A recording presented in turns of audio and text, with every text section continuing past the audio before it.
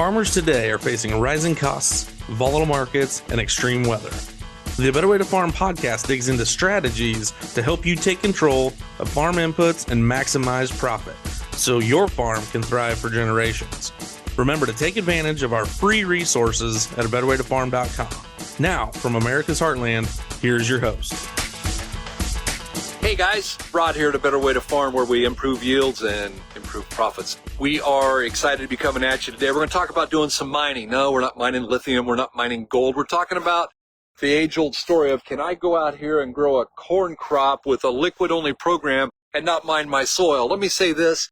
The first thing that I typically hear is that, well, we hear that everybody knows. Everybody knows if you only use a liquid program, you're going to mine your soils. And then we go into that deal of where I know a guy, I know my brother's nephew's neighbor had a dog, and his owner's cousin's brother's nephew, they used the liquid program and they mined their soils.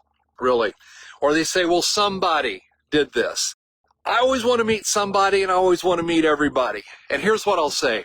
Everybody knows in 1491, everybody knew the earth was flat. And then in 1492, something happened, right? And so I get suspicious when everybody knows. And I want to make sure that we're talking facts here. So let's talk some facts about our soils. Number one, let's talk about the idea that we're worried about mining, and we come out here. First of all, we only use a dry program, and we use NPK, more N, more N, more N, more P, more P, more P, more K, more K, more K.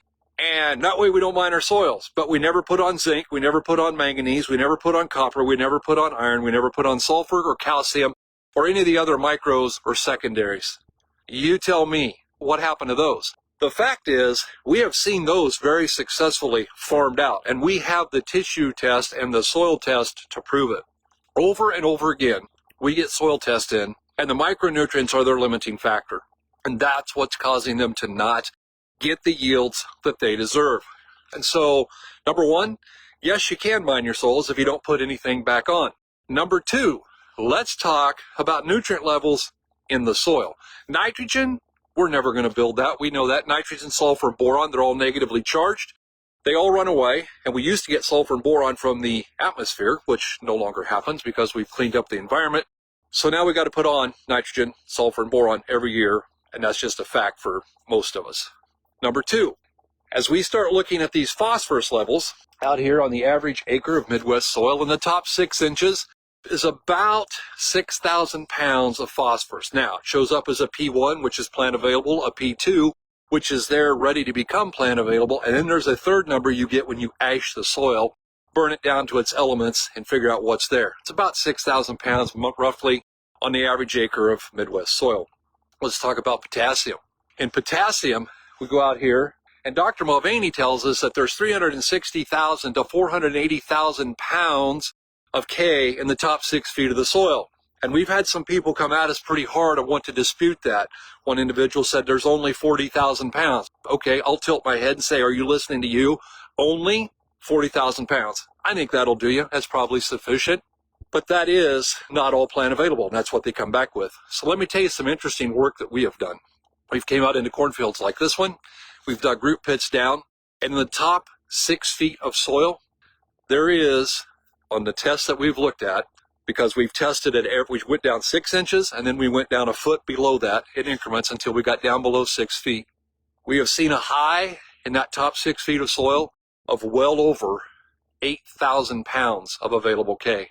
We have seen a low, the lowest number we have seen in plant available K. This is plant available, not by ashing it down to its elements. Plant available potassium in the top 6 feet, 3,300 pounds per acre. That's why driving roots is important. Let's talk about the math. Everybody wants to talk about math. Let's do it. We come out here, we put on 200 pounds of 1846O. So we've put on 92 pounds of phosphorus. True, we did. And of that, what would they tell us that we would receive? Bex would tell us on the average, you get about 10% into the corn plant. So that's about 9.2 pounds of phosphorus that you spread that goes into the corn plant. Okay. How do we get more of that into the corn plant? What if we use a good liquid 318-18? And in that good 318-18, what are you going to get? somewhere around 11.2 to 12.2 pounds of phosphorus in the seed trench in an ortho form that all goes into the plant. That's our goal, and that's what we're doing. And you say, yeah, but we put on 92 pounds and there was 80 of it left behind. Yes, there was. And the iron in the soil or the calcium in the soil or whatever it is that you have, the aluminum, which all of us have way more aluminum than what we really want. That's naturally occurring, and a lot of times we've added to it with dry fertilizer, but the aluminum ties it up, and all of a sudden, what we apply isn't there. So let's talk some facts. What are some of the facts that we know? Well, I'll take, for instance, my good friend Chris, we've been tracking his phosphorus levels in his fields. Yes, in a 7-year period, his P1 phosphorus went from 16 to 26. Guys, that's a 60% improvement in P1 phosphorus.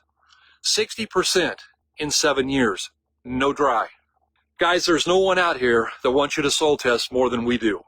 We want to pull test every year for at least the first 3 years and thereafter every other year, probably for the rest of your life. Why? Because that's the most intelligent money we can spend to track what's going on. Guys, we know that the yields you get today are not going to be sufficient for you to farm in 10 years. And so we have to keep these levels up. We do need to be in a build program, but we need to be in a build program that actually builds. We talk to people every week their farm has been in a build program for 20 years, 30 years, 40 years, and they're still in a build program. By definition, shouldn't it get built? Guys, we have to be honest with ourselves. The 11th commandment, if I wrote it, would be, thou shalt not kid thyself. And the fact of the matter is, if we've been in a build program for 20 years and it's not done, we need a new contractor. Boom, that's the story.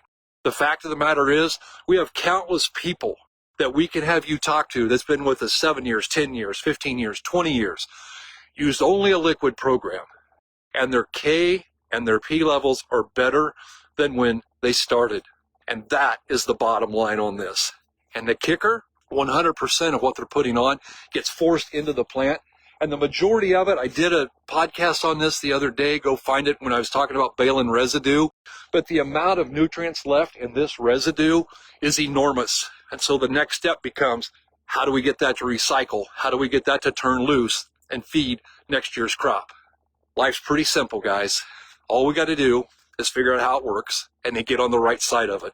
But so much of the time, we spend time wasting time arguing with the laws of nature, arguing with what really works. Why?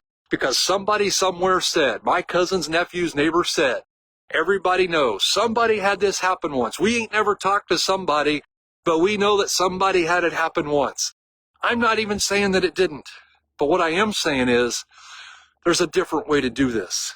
We're going to go into this extensively in our fundamentals of agronomy programs. And they start next month. Today's November 1st. And we're so stoked because in December, we start the programs. And we're looking forward to meeting you there. If you're interested in learning more about this and getting the facts instead of the somebody said, then reach out to us. And let's talk about the fundamentals that will work for you. We know that everything that happens in agriculture is good for somebody. We need it to be good for you. Guys, thank you for tuning in. We appreciate you very much, and we really do hope you're having a better day.